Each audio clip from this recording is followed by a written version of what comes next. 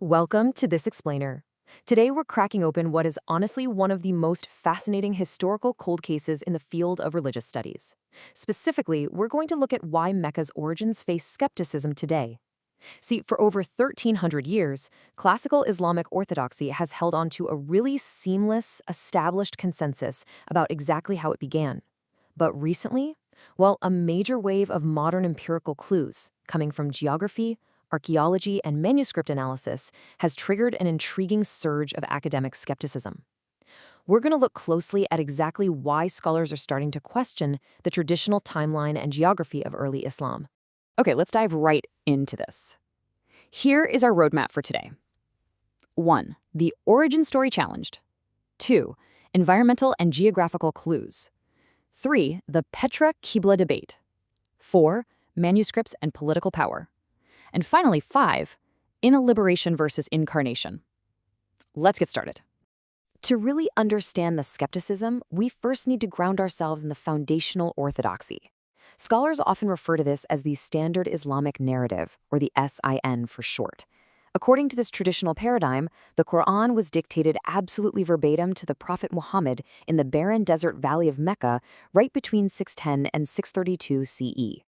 Then, following his death, the third Caliph, Uthman, is said to have codified a single definitive text around 652 CE and famously ordered the destruction of any competing versions. This is the narrative that has maintained a seamless historical account for over 13 centuries. Part 1. The Origin Story Challenged. An Epistemological Crisis. So, in the late 20th century, revisionist scholars started to notice a pretty massive chronological gap. Imagine trying to write an accurate, highly detailed biography of George Washington today, but you had absolutely zero prior written records to pull from. That's essentially the kind of gap we're dealing with here. The foundational literary texts that support that standard Islamic narrative we just talked about, things like the biographies, the sayings, the commentaries, they were actually written down centuries after the events happened, mostly in the 9th century. And when scholars finally compared those later texts to the physical, material realities of the 7th century, they found some major disparities. Moving on to Part 2, Environmental and Geographical Clues, Tracing the Physical Fingerprint. You know, ancient texts almost always leave some kind of environmental fingerprint, and tracing it here yields some incredibly unexpected results. Just take a look at the specific botanical and topographic markers from the Qur'an mapped out here. The text describes a setting filled with natural streams, clay loam, grass, and olive groves. It also mentions the messenger repeatedly interacting with northern tribes and passing by the ruined pillars of salt associated with the people of Lot in both the morning and the evening. But here's where things get really interesting, and frankly, problematic for the traditional story. When you contrast those lush Mediterranean descriptions with the actual 7th century reality of Mecca, a glaring contradiction emerges. Pre-modern Mecca was hyper-arid. It absolutely did not have the climate for olive cultivation. Plus, it's situated roughly 600 miles south of the Dead Sea region. Making a daily trip past Lot's pillars of salt would be physically impossible. Because of this, a hypothesis known as the Petra genesis suggests that these descriptions actually fit the Nabatean region way better, specifically around Petra in modern-day Jordan, which actually had the right climate, the clay soils, and the olive agriculture. And it goes way beyond just agriculture. Scholars like Patricia Crone have raised some massive economic and cartographic critiques. The traditional story paints early Mecca as this booming, ancient international trade hub. But historical evidence? It suggests Mecca was actually off the main commercial trade paths, just sitting in a barren valley. By the time early Islam comes around, cheaper maritime transport through the Red Sea had already largely replaced those famous overland camel caravans. Most strikingly, there is a total documentary silence. There are literally no non-Islamic maps or sources that even mention Mecca before the mid-8th century, around 741 CE. And even today, there is a distinct lack of published, peer-reviewed archaeological evidence for any substantial 7th century settlement in Mecca. Part 3. The Petra Qibla Debate. Which way to pray? So, if the epicenter wasn't Mecca, then where was it? Well, according to orthodoxy, the direction of prayer, the Qibla, was permanently fixed toward Mecca in 624 CE. But researcher Dan Gibson went in and measured the orientations of early 7th and 8th century mosques using modern satellite imagery. What he found was a startling anomaly. The earliest structures consistently appear to align toward the Nabatean city of Petra, not Mecca. According to his dataset, clear, standardized Meccan orientations don't really become the norm until much later in the 8th century. Now, to be absolutely clear, we have to maintain our academic balance here. This is a highly contested hypothesis, not settled historical fact. David A. King, who is a leading historian of Islamic astronomy, vigorously counters Gibson's claims. King argues that Gibson is using modern anachronistic rate circle calculations that people back then just didn't have. In reality, early Muslims used folk astronomical methods, like literally looking at where the sun rises or sets, to orient their mosques. So King argues that the apparent clustering toward Petra is just a methodological illusion, not evidence of some alternative holy city. Both of these perspectives just go to show how heavily debated these archaeological archetypes truly are. Part 4. Manuscripts and Political Power, the Marwanid Consolidation. So if early Islamic sacred geography did have a northern center of gravity, why on earth would it shift?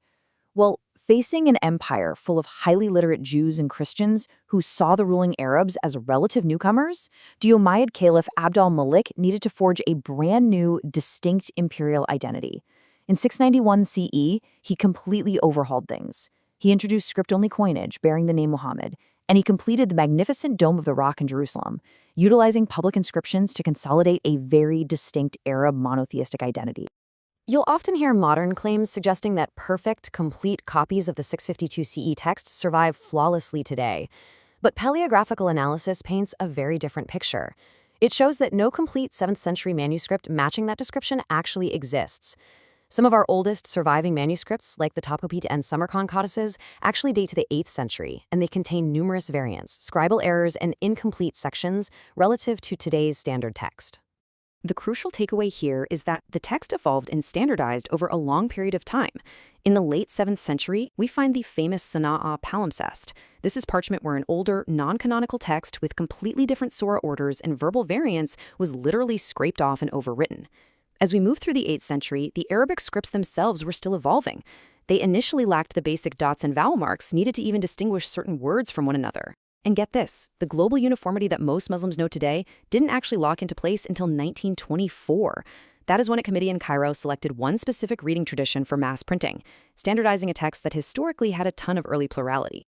Part 5. Inlibration versus Incarnation, the theological fallout. So why does all this historical and textual skepticism actually matter? It naturally leads us to a fascinating comparative theological question. You see, there is a fundamental categorical contrast between Islam and Christianity. In Islamic theology, you have the doctrine of inliteration, the belief that the absolute, primary revelation of God is a book, dictated mechanically to a passive messenger. But in contrast, biblical theology operates on incarnation, where the primary revelation is a historical person, Jesus Christ, and the scriptures are the inspired but historically conditioned human witness to that person. The reason this matters so much is that a faith's foundational structure completely dictates its vulnerability to historical criticism. Under the Islamic paradigm, because the core claim is that the text is a letter-perfect, uncreated book in heaven, any human fingerprints, like manuscript variations, scribal errors, or geographical inconsistencies, directly threaten the revelation itself. The biblical paradigm, however, inherently expects textual variants because it was copied by humans over centuries. Those variants are just viewed as standard philological details because the core revelation isn't a mechanical artifact, it's a historical person. Theologian Walter C. Kaiser Jr. refers to this biblical approach as the promise plan framework.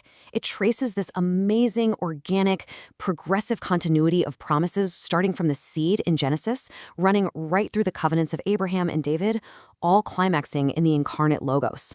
And importantly, this progressive plan doesn't just discard what came before it. It resists supersessionism, replacing ethnic Israel, and leans heavily on historical continuity. That structure makes it incredibly resilient to the exact kind of empirical and archaeological scrutiny we've been exploring today. Which leaves us with a profound question to ponder as we wrap up this explainer. If a religion's entire foundational claim rests on the absolute, mechanical perfection of a dictated book, what happens when archaeology, geography, and paleography begin to reveal undeniable human fingerprints? It completely changes how we view the intersection of history and faith. Thank you so much for joining me on this deep dive into why Mecca's origins face skepticism, and I really hope this leaves you eager to explore more of these historical cold cases for yourself.